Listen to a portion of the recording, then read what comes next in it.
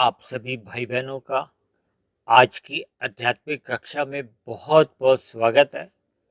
आज की चर्चा का विषय है सत्संग, जिसमें हमने दो शब्दों को और जोड़ा है। वो है सत्संग में रुचि है या घुटन है। इसके साथ ही हमने घुटन के साथ एक प्रश्न चिन्ह लगा दिया है।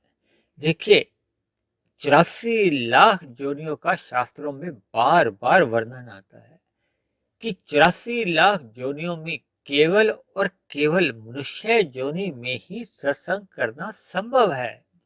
यानी कि मनुष्य जोनि में ही सत्संग करने की हमारी आपकी पात्रता है, योग्यता है, अवसर है, और मनुष्य को इस मिले हुए अवसर का लाभ उठाना चाहिए। देखिए, एक समझदार मनुष्य जब भौतिक जगत में भी जब जब कोई उसको अवसर मिलते हैं लाभ कमाने के, तो वो एक साधारण मनुष्य उन लाभों को कमाने में जुट जाता है। जबकि मनुष्य योनि में आपको और हमें ये आध्यात्मिक उन्नति करने के लिए या आध्यात्मिक लाभ कमाने के लिए ये मनुष्य योनि एक साधना रूप में मिली है। और दूसरा, मनुष्य के अलावा शेष सभी जोनियां भोग जोनियां कही गई हैं। यानी कि अन्य सभी जोनियों में जितने भी भोग होते हैं, उनका कारण तो मनुष्य योनि में किए गए पाप और पुण्य कर्मों का फल ही होता है। इसीलिए मनुष्य योनि को शास्त्रों में कर्म योनि भी कहा गया और साधना योनि भी कहा गया। और भोग योनि तो देखिए, 84 लाख जोनियां में सभी जोनियां ही हैं, लेकिन अन्य शेष सभी जोनियां केवल और केवल भोग जोनियां कहलाती हैं। जबकि मनुष्य योनि भोग योनि भी है, कर्म योनि भी है, और सबसे बड़ा महत्वपूर्ण बात है कि मनुष्य योनि को साधना करने का एक अवसर है, इसलिए ये साधना योनि भी कहलाती है। लेकिन कलयुग में प्राय ऐसा देखा जाता है कि मनुष्य सत्संग के अभाव में अक्सर कुसंग से ही प्रेरित रहता है। उसके जीवन में कुसंग की ही महत्ता बनी रहती है। देखिए, जब जब मनुष्य संसारी भोगों में लिप्त रहता है और संसारी भोगों को प्राप्ति के लिए ही मनुष्य अपनी स्थूल शरीर की कर्मेंद्रियों द्वारा एक साधारण कर्म ही नहीं करता। इन भोग्य विषयों की प्राप्ति के लिए मनुष्य अन्य जीवों के साथ छल कपट ठगी हेरा फेरी एक साधारण रूप में ही करता जाता है। यानी कि इन बुराइयों को करने में या पाप कर्म करने में वो किसी भी प्रकार की आत्मग्लानि नहीं महसूस करता या किसी भी प्रकार के अपराध करने से चूकता नहीं। ऐसा तो प्राय कलयुग में देखा जा रहा है। जबकि मनुष्य योनि आपको और हमें जितने भी हम कर्म करते हैं, वे सभी हमारे कर्म लिखे जाते हैं। उन लिखे हुए कर्मों का एक समय विशेष के बाद या समय अंतराल के बाद उनका एक फल आता है। फल क्या है? देखिए, पाप कर्मों का दुख रूपी फल आना निश्चित है और पुण्य कर्मों का सुख रूपी फल आता है। देखिए, सभी मनुष्य सुख रूपी फलों को ही भोगना चाहते हैं। दुख रूपी फलों से तो हर मनुष्य बचना चाहता है, क्योंकि ये तो आत्मा का स्वभाव है। केवल मनुष्य का ही नहीं, मनुष्य के अलावा भी जितनी जोनियों के जीव हैं, चाहे वो चींटी लो, हाथी लो, कुत्ता लो, बिल्ली लो, यानी कि सभी जोनियों के जीव केवल सुख की प्राप्ति के लिए ही चेष्टा करते हैं। ये अलग बात है कि सभी अपने ज्ञान के स्तर पर जितना जितना उन्हें ज्ञान होता है, वो उतना उतना उस सुख प्राप्ति के लिए कर्म करते हैं। जबकि इन्हीं सुखों की प्राप्ति के लिए जब जब मनुष्य सत्संग के अभाव में कुसंग द्वारा प्रेरित पाप कर्म करता है, तो उसके मन में अक्सर ये धारणा बनी रहती है कि इन पाप कर्मों को करने का मुझे दुख रूपी फल नहीं मिलेगा। यानी कि ये बात उसके दिमाग में पक्के तौर पे बैठी होती है। इस बात को मैं एक बहुत ही सरल उदाहरण द्वारा आपको समझाता हूँ। देखिए, अक्सर आपने दिल्ली की सड़कों पे ट्रैफिक पुलिस द्वारा ये चालान करते हुए देखे होंगे। देखिए, एक हेलमेट पहनना एक अनिवार्य नियम है। यानी कि जब जब मनुष्य ने हेलमेट नहीं पहना होता, यानी कि वो अपराध कर रहा होता है, क्योंकि देखिए जब जब मनुष्य एक नियम का पालन नहीं करता तो उसे अपराध की श्रेणी में ही गिना जाता है। और ऐसे में जब उसको बोध हो जाता है कि अगर मैं बिना हेलमेट पहने इस सड़क पे निकल जाता हूँ तो मेरा आगे खड़े हुए पुलिसकर्मी द्वारा हमारा एक चालान करता है, यानी कि हमारे किए गए अपराध का हमें कुछ जुर्माना देना पड़ता है। तो फिर ऐसे में मनुष्य उस अपराध करने से अपने आप को बचा लेता है। जबकि अपने साधारण व्यवहार में या अपने जीवन में मनुष्य को इस बात का उतना बोध नहीं रहता कि हम अपने जीवन में जितने जितने शास्त्रों के विरुद्ध पाप कर्म हम जो करते जा रहे हैं उनका भी हमें पाप रूपी फल कहो या दुख रूपी दंड भुगतना ही पड़ेगा। एक साधारण मनुष्य अक्सर इस धारणा को ही मन में लेकर चलता है कि अगर मैं इन पाप कर्मों को कर रहा हूं तो मुझे किसी ने भी देखा नहीं है या मैं प्रकृति के नियमों से अवश्य ही बच जाऊंगा। यदि मनुष्य को इस बात का पक्का विश्वास हो कि मुझे इस किए गए अपराध का 10 गुना अधिक दंड मिलना है या इन दुखों से प्रक्रिया से मुझे गुजरना होगा, तो फिर ऐसे में मनुष्य चल भय से कहो या किसी भी प्रकार के दंड से वो अपने आप को इन पाप कर्मों से बचाता है। इसीलिए शास्त्रों में भी विभिन्न प्रकार के कर्म कांड बनाए गए हैं ताकि मनुष्य लोभ से या भय से इन कर्म कांडों को करता हुआ शुभ कर्म करने की ओर प्रेरित हो और पाप कर्मों से अवश्य ही बचे, ताकि मनुष्य का मिले हुए जीवन में एक क्रमिक यानी कि धीरे धीरे ही सही उसका एक विकास हो, उसका पतन नहीं हो, उसकी किसी भी प्रकार की अधोगति नहीं हो। क्योंकि हम अपने जीवन में जितने भी पाप कर्म करते हैं उन पाप कर्मों का फल हमें भोगना ही पड़ता है। देखिए मनुष्य से नीचे की जोनियों के जितने भी जीव हैं जो हम अपने घरों के आसपास अपने व्यवहार में देखते ही हैं, वे भी अपने मनुष्य योनि में किए गए पाप कर्मों का दंड ही भुगत रहे हैं। ये अलग बात है कि परमात्मा की उन सभी अचेत जोनियों के जीवों पर एक बहुत ही दया भाव रहती है। इसीलिए मनुष्य से नीचे की सभी जोनियों को क्रमशः परमात्मा ने अचेत रखा है ताकि वो पाप कर्मों का जो दुख रूपी फल भोग रहे हैं उनको पीड़ा नहीं हो, उनको कष्ट नहीं हो। देखिए किए गए पाप कर्मों का दंड देना तो एक न्याय व्यवस्था है, वो तो एक देना आवश्यक हो जाता है। जबकि दूसरी ओर हम सभी मनुष्यों को सुख और दुख भोगते समय हमें ये एहसास बना रहता है। ये एहसास भी परमात्मा ने इसलिए दिया है ताकि हम भविष्य में पाप रूपी कर्मों से बचें। क्योंकि जब एक मनुष्य को दंड दिया जाता है पाप कर्म का तो फिर भविष्य में उससे ये आशा की जाती है कि ये उस पाप कर्म की पुनरावृत्ति नहीं करेगा। देखिए किसी को भी एक शुभ कार्य करने की जब प्रेरणा दी जाती है तो उसका कुछ ना कुछ उसको लाभ की या कोई किसी भी प्रकार के पुरस्कार की एक प्रलोभन दिया जाता है ताकि वो शुभ कार्य की ओर प्रेरित हो। और इसी तरह पाप कर्मों से बचाने के लिए विभिन्न प्रकार के दंडों का विधान है, प्रावधान है, ताकि मनुष्य इन पाप कर्मों को करने से बचे। क्योंकि पाप कर्म करने से अंतोगत्वा मनुष्य को उसके दुख रूपी फल तो भोगने ही होते हैं।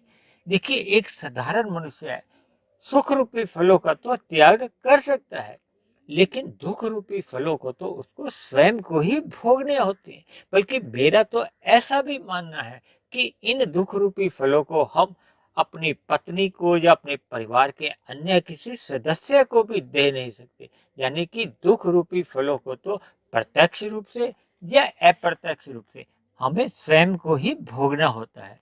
तो हम सभी भाई बहनों को मिले हुए मनुष्य योनि के अवसर को इन पाप कर्मों से तो अवश्य ही बचाना चाहिए। इसीलिए इन पाप कर्मों से बचने के लिए मनुष्य को बार बार अपने जीवन में सतोगुनी अवस्था में यानी कि ज्ञान की स्थिति में रहने की सलाह दी जाती है। यानी कि मनुष्य को अपने मिले हुए जीवन में सत्संग करते रहना चाहिए, क्योंकि सत्संग के अभाव में उसका ज्ञान धूमिल होने लगता है, उसका ज्ञान की विस्मृति हो जाती है, तो फिर ऐसे में वो पाप कर्म करने की ओर सहज ही मुड़ जाता है। जैसा कि आप सभी भाई बहन इस बात से तो परिचित ही हैं कि प्रकृति के जो 3 गुण हैं, सतोगुण, रजोगुण और तमोगुण, उसी के कारण ही ये पूरा संसार कहो, माया कहो, या इस माया में रहने वाले हम सभी मनुष्य भी इन 3 गुणों से ही प्रभावित रहते हैं।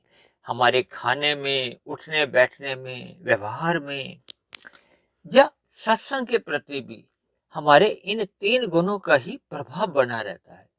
देखिए, सभी मनुष्य 3 स्वभाव के ही होते हैं। कोई तमोगुणी स्वभाव का होता है, कोई रजोगुणी स्वभाव का, कोई सतोगुणी स्वभाव का।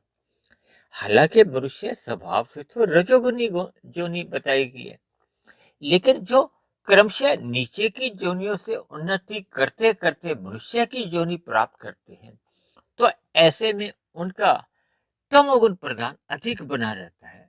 देखिए, इस बात को हमें स्वीकार कर लेना चाहिए, क्योंकि शास्त्रों का हम जितना जितना अध्ययन करते हैं, तो अध्ययन करने पे बावजूद भी अगर हम सच्चाई को स्वीकार नहीं करते, तो फिर ऐसे में मनुष्य की आध्यात्मिक उन्नति आरंभ ही नहीं होती।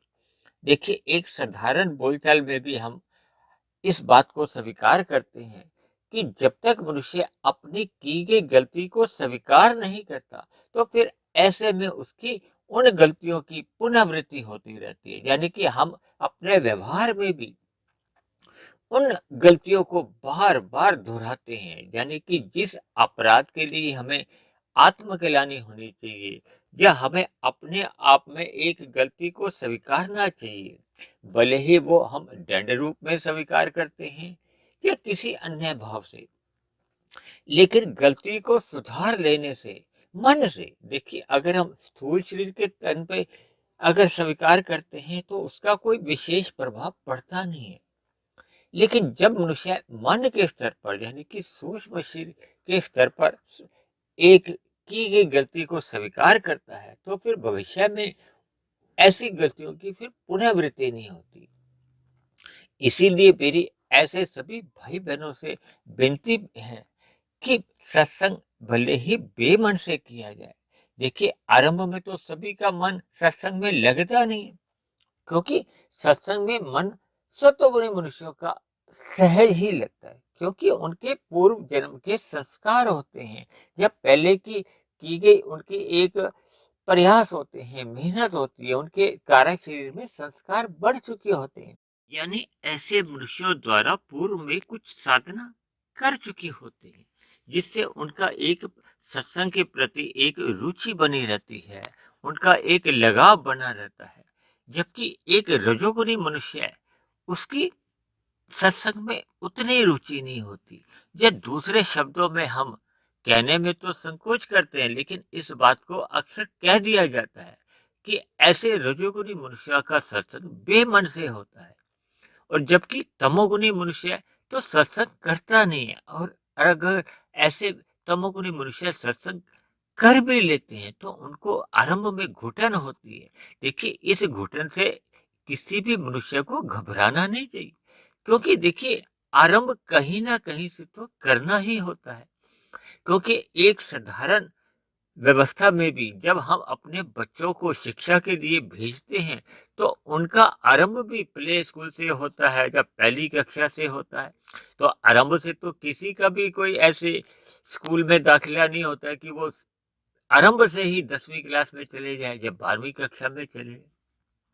तो इस बात से आपको घबराना नहीं चाहिए कि अगर हमारे मन में सत्संग के प्रति रुचि नहीं है। देखिए, मनुष्य अपने जीवन में अक्सर गलतियां करता रहता है, लेकिन उन गलतियों को मान लेने में ही हमारी भलाई है। उन गलतियों को मान लेने से फिर उन गलतियों को पुनरावृत्ति नहीं हो पाती। शास्त्रों में भी कहा गया है कि मनुष्य से गलती अक्सर होती रहती है, मनुष्य में ही दोष है, लेकिन उस दोष को हमें सुधारना चाहिए, क्योंकि मनुष्य योनि में ही हम इन गलतियों पे कहो, जब हम जितने अपने आप को सुधार सकते हैं। सुधारना क्या है? देखिए, तमोगुण से रजोगुण में आना एक सुधार है, रजोगुण से सतोगुण में आना एक सुधार है, और सतोगुण से विशुद्ध सतोगुण यानी कि परमात्मा के मार्ग पे चलना, यानी कि आध्यात्मिक मार्ग पे चलते रहना एक उन्नति है, एक सुधार है। देखिए, अक्सर पाप कर्म छुड़वाने के लिए पुण्य कर्म करने की सलाह दी जाती है, लेकिन फिर एक ऐसे समय भी आ जाता है जब पुण्य कर्मों को भी करने की मनाही कर दी जाती है।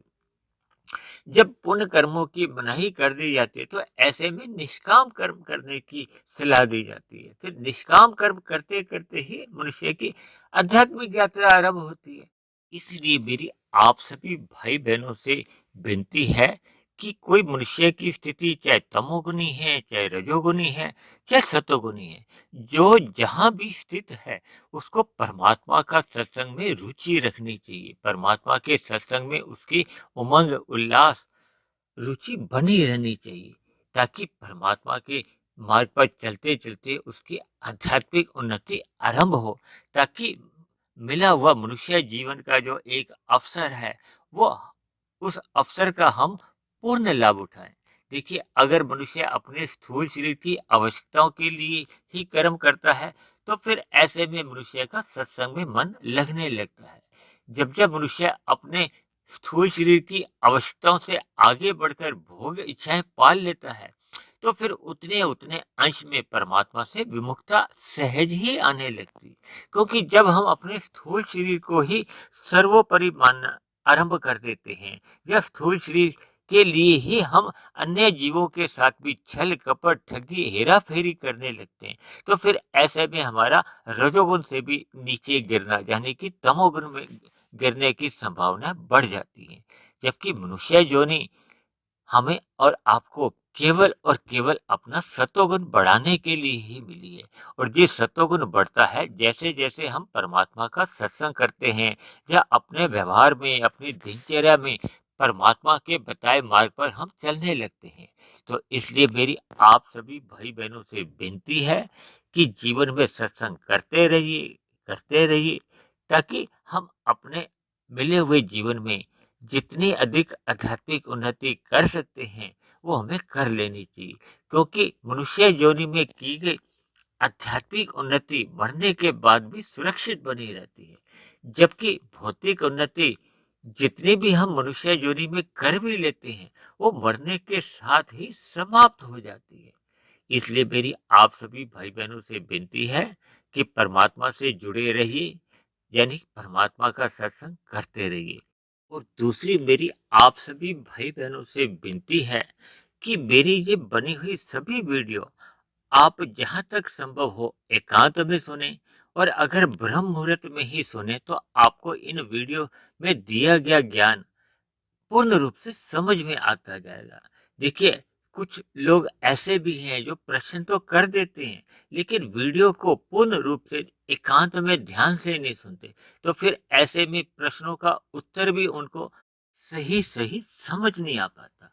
तो इसलिए मेरी आप सभी भाई बहनों से विनती है कि इन बनी हुई वीडियो को भले ही आप मेरी वीडियो सुनो या किसी भी अन्य वक्ता की भी सुनो, लेकिन परमात्मा के ज्ञान को हमें एकांत में ही सुनना चाहिए।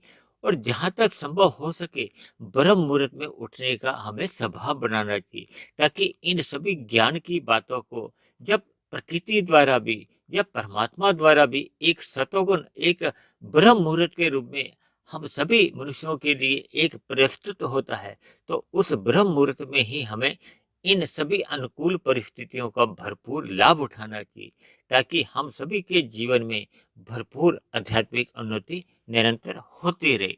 इसलिए मेरी आप सभी भाई बहनों से विनती है कि मेरी बनी हुई इन सभी वीडियो को आप ब्रह्म मुहूर्त में ही सुने, तो आपको इन बनी हुई वीडियो का पूर्ण ज्ञान लाभ मिलेगा और आपके जीवन में सकारात्मक परिवर्तन आने लगेंगे। इन्हीं शब्दों के साथ आज की चर्चा को अब हम यहीं विश्राम देते हैं। आप किसी भाई बहन का फिर भी कोई प्रश्न हो, कोई बात मेरी कही गई आपको समझ में नहीं आई हो, या मेरी कही गई कोई बात आपको तर्क संगत सही नहीं लगती हो, यानी मेरी कही गई बात पे आपको कोई आपत्ति हो, तो आप नीचे दिए गए कमेंट्स बॉक्स पर जाकर आप अपने प्रश्न या अपनी कोई आपत्ति या आपका कोई सुझाव हो तो आप उसको भी लिख सकते हैं। और यदि मेरे बने हुए वीडियो आपके दिल को छूने लगे हों, आपके कर्मों में सुधार आने लगा हो, परमात्मा में आपकी प्रीति जग गई हो, तो मेरी आप सभी भाई बहनों से विनती है कि आप मेरे इस आध्यात्मिक ज्ञानात्मक चैनल को स्वयं भी सब्सक्राइब करें व अन्य जिज्ञासु भाई बहनों को भी इस आध्यात्मिक ज्ञानात्मक चैनल से जोड़ने का प्रयास करें, ताकि समाज में हम सभी मनुष्यों को एक सतोगुणी वातावरण में जीवन जीने का आनंद मिले। इन्हीं शब्दों के साथ आज की चर्चा को अब हम यहीं विश्राम देते हैं। कल फिर मिलते हैं एक नए विषय को लेकर, एक नए संदेश के साथ। तब तक आप सभी भाई बहनों का बहुत बहुत धन्यवाद।